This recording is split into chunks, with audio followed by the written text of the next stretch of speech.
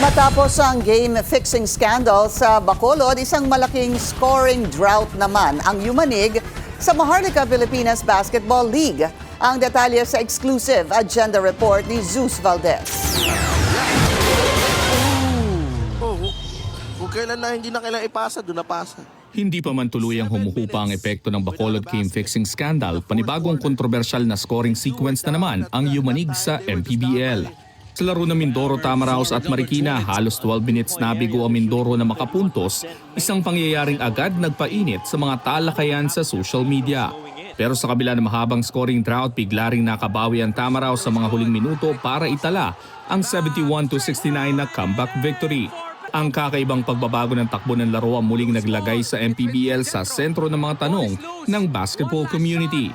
Ayon kay MPBL Commissioner Emerson Oreta, ipapasuri nila ang nangyari sa pamamagitan ng kanilang independent analytics team. Pero batay sa kanyang nakita, nagsikap naman daw ang Mindoro na makapuntos. Kung basketball fanatic ka o nakakaintindi ka, it's totally different. You know, they're both trying to score. At the same time, they're trying to play defense. Tuloy-tuloy naman ang koordinasyon ng MPBL sa Games and Amusements Board at iba pang ahensya ukol sa Bacolod case.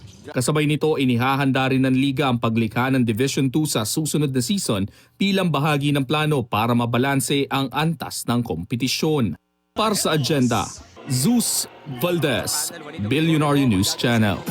Mag-follow sa aming mga social media accounts at mag-subscribe sa aming YouTube channel para sa pinakahuli at eksklusibong mga balita.